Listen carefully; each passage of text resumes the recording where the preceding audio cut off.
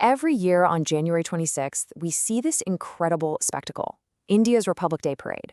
It's this massive display of power and culture. But what if I told you that behind all the pageantry, there's a much deeper story? A story about a promise that reshaped a nation.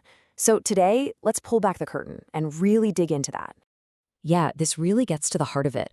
We're not just looking at a date on a calendar. We're talking about the moment a monumental promise, one that India made to itself decades earlier, was finally fulfilled. I mean, we've all seen it, right? The soldiers marching in perfect sync, the roar of the jets overhead, those amazing, colorful floats from every state rolling down Kartavya Path. It's breathtaking. But what's it all for? What is this grand performance actually saying about what India is? Well, to really get it, we've got to rewind the clock a bit. Because winning independence in 1947, that was a huge victory, an unbelievable moment. But it was just the first step. In fact, freedom itself created a brand new, massive challenge. So think about it. After almost 2 centuries of colonial rule and decades of an intense, passionate, and often painful struggle, India was finally its own master. The new flag was flying high, a whole new chapter was beginning. But now what? What was this new India actually going to look like? And that was the massive question, right? India was free, but it didn't have a plan, a rule book for how to run itself. I mean, how do you even begin to govern a nation with hundreds of languages, so many different religions, and just this incredible tapestry of cultures? You needed a new foundation, from scratch. The answer? Well, it was one of the most incredible democratic projects the world has ever seen, the creation of a constituent assembly. Their one job was to write the supreme law of the land, the Constitution of India. Formed just a couple of weeks after independence, this assembly brought together some of the sharpest minds in the country. You had freedom fighters, scholars, legal experts, all led by the absolute visionary Dr. B.R. Ambedkar. They came together to debate, to argue, and ultimately to hammer out a shared vision for what India would be. Just look at this number. 2 years, 11 months, and 18 days. That's how long it took. For nearly 3 years, they debated every single word, every comma, every idea. This wasn't just about writing a legal document. It was about building the very soul of a new nation. Okay, so this is where the story takes a really interesting twist. The Constitution was actually completely finished and signed off on way before January 26th. So why that specific date? Why wait? The Constitution was officially adopted on November 26, 1949. So why the 2-month delay? And get this, it wasn't about paperwork or logistics. The reason is all about symbolism, a powerful memory that was absolutely central to the freedom struggle. And this is the key. 20 years earlier, back on January 26, 1930, leaders of the independence movement made a bold declaration of Purna Swaraj, or complete independence. It was a defiant, powerful moment, the first time they had officially demanded total freedom from British rule.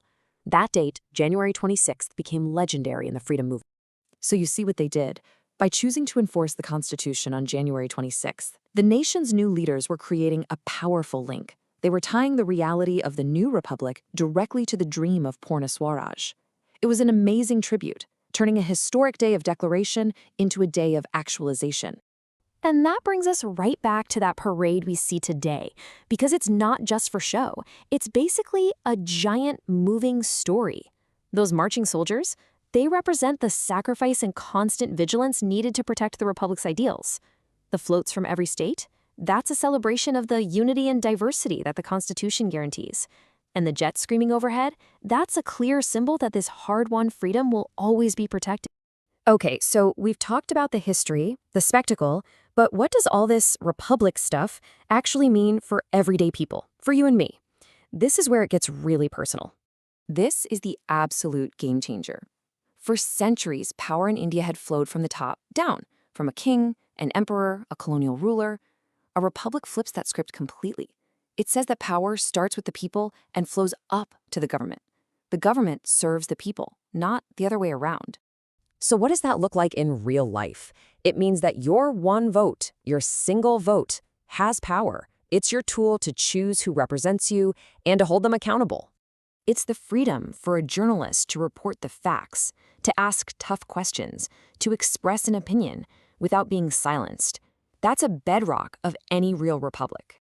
And it's your right, as a citizen, to look at people in power and ask why, to demand answers, to challenge decisions, and to ensure the government is transparent. And maybe, just maybe, the most powerful promise of all is this: that a child from a community like the Dalits, who faced centuries of oppression, is guaranteed equality by the highest law in the land. That no matter who you are, where you come from, or who your parents were, you are entitled to dignity and opportunity. So, yeah, we come full circle. Republic Day isn't just about looking back at history. The Constitution isn't some old relic in a museum. It's a living, breathing promise that gets tested and fought for every single day, in our courts, in our newsrooms, and in our communities. So, when the parade is over and the flags are put away, the real work of the Republic keeps going.